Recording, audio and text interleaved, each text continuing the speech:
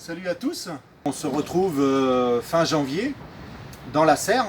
Donc on voulait vous parler des premières cultures, des premiers semis. Pourquoi la serre? C'est parce que si on a une serre, c'est justement, je vous rappelle, pour allonger les périodes de culture. Donc on a fait début janvier donc une plantation de pommes de terre. On a fait à peu près 40 pieds de pommes de terre.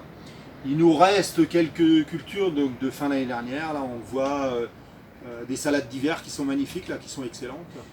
Et puis là, dans la zone qui nous intéresse aujourd'hui, c'est une zone donc, où on va faire des semis.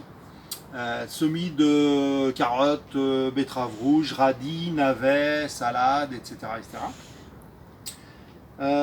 Cette zone a été nettoyée donc, des cultures qui restaient de l'année dernière.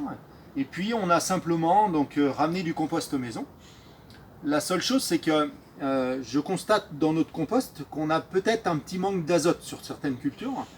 Donc quand on a quelques couples de pigeons, on a récupéré les fientes des pigeons et puis on les met aussi, puisque la fiente de pigeon est extrêmement riche en azote. Donc on répartit gentiment, il ne faut pas trop brusquer les choses, pour apporter un petit peu plus d'azote. On se servira aussi de ces fientes de pigeons sur les cultures un peu exigeantes comme les solanacées, tomates, poivrons, aubergines, etc., etc. Pour en revenir donc à notre zone de semis, on a donc enrichi en surface, bien sûr, apporté la matière organique. Et puis là, donc, on passe l'outil à quatre dents.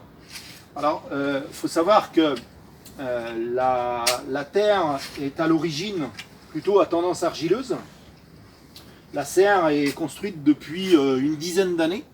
Et lorsqu'on avait fait les premières cultures, on déplaçait des blocs d'argile. Hein. C'était presque ça. C'était une terre assez forte qui se tenait beaucoup.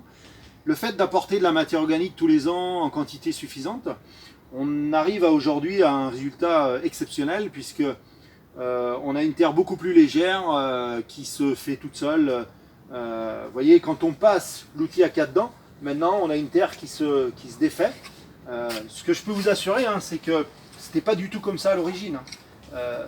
Donc on a une terre riche, noire, aérée, etc., etc. Vous constatez que quand je passe l'outil, je cherche simplement à aérer la terre. C'est-à-dire que je ne veux pas mélanger les zones, forcément. Donc vous voyez qu'il reste des racines, un petit peu de plumes là, puisqu'on a apporté ces fientes de pigeons. Ça, c'est pas du tout un problème, on va laisser en place. Bon, bien sûr, hein, s'il y a des gros morceaux, on les enlève, ça nous gêne pour les semis. Mais autrement, tout ça, c'est des apports qui vont se dégrader au fil des semaines, au fil des mois. Donc, après avoir passé l'outil à quatre dents, donc on aura juste à mettre quelques planches au milieu de notre zone, et puis de façon à marcher pour pas trop tasser la terre. Et puis on va venir faire nos semis de chaque côté.